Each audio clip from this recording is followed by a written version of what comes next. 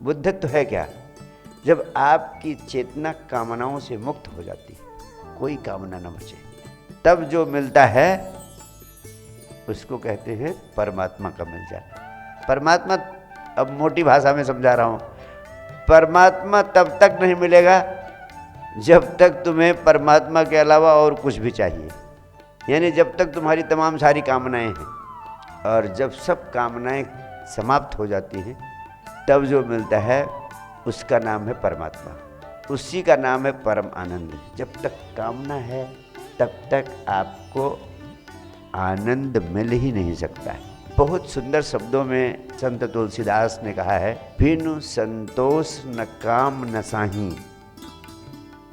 बिना संतोष के न काम न साही। काम मीन्स कामनाएं, बिना संतोष के कामनाएं नष्ट नहीं होती है। बिनु संतोष न काम न साही, काम अछत सुख सपने नाही।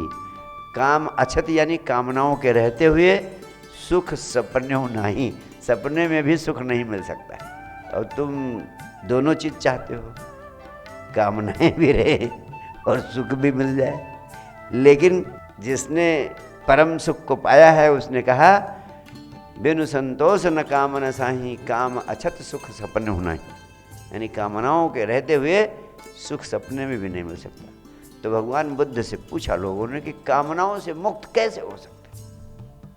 आप भी मुझसे पूछ सकते हैं कि गुरुदेव इस संसार में रह रहे हैं तो कामनाओं से मुक्त कैसे हो सकते? उपदेशों के सुनने से आप कामनाओं से मुक्त नहीं हो सकते हैं, क्योंकि कामनाएं आपके अस्तित्व का अंग बन गई, उनसे आप मुक्त नहीं हो। आपका डिफॉल्ट सिस्टम हो गया है। संसार में है तो कामनाएं होंगी, यस और नो। तो भगवान बुद्ध ने जो विज्ञान दिया है, उस विज्ञान की सबसे बड़ी विशेषता है कि कामनाओं से मुक्त होने की आपको कोशिश नहीं करनी है। आप ठाठ से रहो, काम करो, संसार और साम्राज्य दोनों संभालो, गृहस्थी भी संभालो, सब कुछ संभालो, उनसे मुक्त होने की चेष्टा ना करो। उन्होंने कहा तुम सिर्फ जाग जाओ, जागे जागे जियो। जब तुम जागे जागे जियोगे तो जो भी छूटने लायक है वो अपने आप छूट जाएगा। अगर प्रकाश, जागे जागे जीने का मतलब है जिंदगी में प्रकाश ले आओ।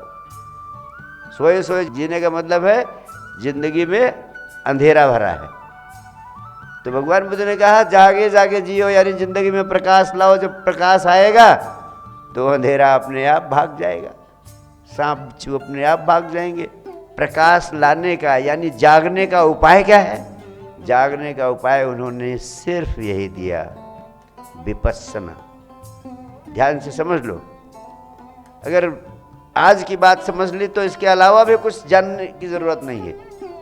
भगवान बुद्ध ने इतना बड़ा योगदान दुनिया को दिया है, अगर उतनी बात समझ में आ जाए तो सारा खेल खत्म हो जाता है। इसीलिए 2500 साल के इतिहास में बुद्ध सारी पृथ्वी पर फैल गए और आज सारी दुनिया में बुद्ध का संदेश इतनी गंभीरता से लिया जा रहा है। और मैं कहता हूँ इससे सरलतम सूत्र कोई हो नहीं सकता।